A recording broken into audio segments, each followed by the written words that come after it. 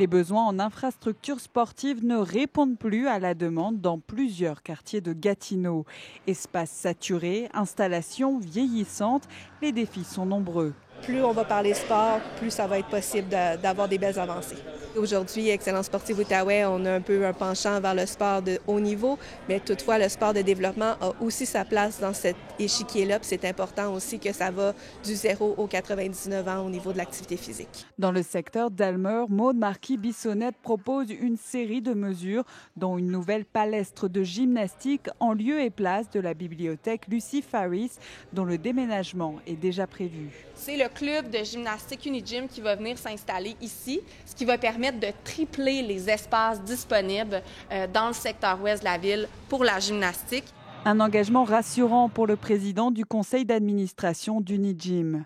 Mais on a des listes d'attente et on n'est pas capable de répondre aux besoins à eux. Donc, il manque d'espace. Et puis, également, la qualité de la palette, c'est quand même désuète, là. Donc là, on va rentrer dans une palette toute neuve, là. Dans le secteur de Buckingham, Maude Marquis-Bissonnette s'engage cette fois-ci à aller de l'avant avec l'aréna de glace. Le projet avait été mis sur pause en raison d'un refus de financement de la part du gouvernement provincial.